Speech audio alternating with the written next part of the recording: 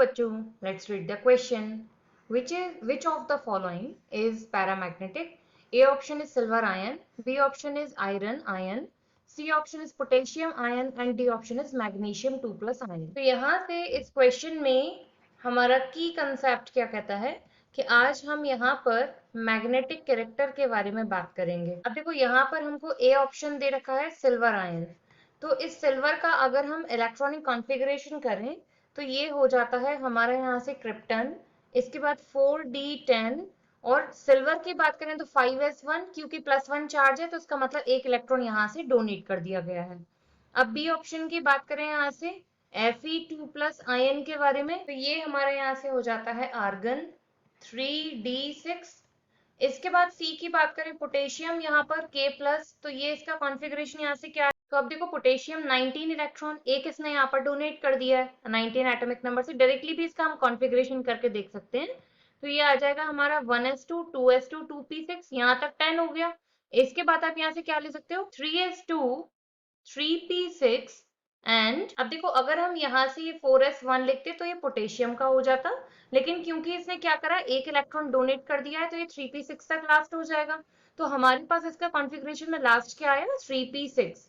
अब हम डी वाले को लेकर बात कर लेते हैं मैग्नीशियम 2+, इसका भी अब डायरेक्टली अगर कॉन्फ़िगरेशन करना चाहें तो मैग्नीशियम एटॉमिक नंबर 12, तो कॉन्फ़िगरेशन यहाँ से क्या हो जाएगा 1s2 2s2 2p6, इसके बाद आना चाहिए था 3s2, लेकिन क्योंकि 2 इलेक्ट्रॉन इसने यहाँ डोनेट कर दिए हैं तो लास्ट हम कहाँ करेंगे 2p6 तक। अब बात करना है इसके पैरामैग्नेटिक कैरेक्टर को लेकर। तो देखो मैग्नेटिक कैरेक्टर जो हम बेसिकली पढ़ते हैं वो दो टाइप के होते हैं, एक पैरामैग्नेटिक और एक होता है हमारा यहाँ से डायामैग्नेटिक। तो जब भी आप कोई ऑर्बिटल में इलेक्ट्रॉन्स की फिलिंग कर रहे हैं और फिलिंग करते टाइम अगर कोई भी इलेक्ट्रॉन वहां पर अनपेयर्ड रह जाए, अगर एक इलेक्ट्रॉन अनपेयर्ड रह जाए या सारे इलेक्ट्रॉन अनपेयर्ड रह जाएं, तो हम उसे कह देते हैं कि ये हमारा जो एलिमेंट है या आयन है ये पैरामैग्नेटिक होगा। और वहीं अगर इसी के कंपैरिजन में सारे इलेक्ट्रॉन्स अगर पेयरिंग कर लें तो हम उसे बोल देते हैं कि ये डायामैग्नेटिक कैरेक्टर हो जाएगा। अब यहाँ क्या करते हैं हम फिलिंग करके देखते हैं। सबसे पहले इसने यहाँ पर हमको सिल्वर दिया हुआ है, सिल्वर के लास्ट इलेक्ट्रॉन जो है वो डी में गए हैं, तो यहाँ से हम हुंड्स रूल के अकॉर्डिंग इलेक्ट्रॉन्स की फिलिंग करेंगे। सारे ऑर्बिटल्स में एक एक इलेक्ट्रॉन फिल किया और अब पेयरिंग कब स्टार्ट होगी जब सब में एक एक इलेक्ट्रॉन जा चुका है। तो हमने टोटल यहाँ पर 10 इलेक्ट्रॉन्स फिल कर दिए, कोई भी इलेक्ट्रॉन यहाँ अनपेयर्ड नहीं है, तो इसका कैरेक्टर कैसा हो जाएगा डायामैग्नेटिक।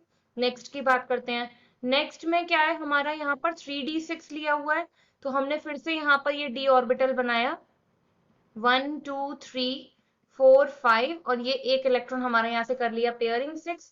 तो अब देखो 6 इलेक्ट्रॉन्स की पेयरिंग से क्या हो जाएगा, यहाँ पर अनपेयर्ड इलेक्ट्रॉन्स बचे हैं, तो इसका मैग्नेटिक कैरेक्टर आपका कैसा आ गया यहाँ से पैरामैग्नेटिक।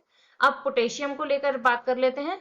पोटेशियम आयन में आपका लास्ट इलेक्ट्रॉन गया है 3p में और इलेक्ट्रॉन्स यहाँ से आ जाएंगे 1 2 3 4 5 एंड 6, तो यहाँ सारे आपके पेयर्ड हो गए, तो इसका कैरेक्टर कैसा हो गया यहाँ से डायामैग्नेटिक।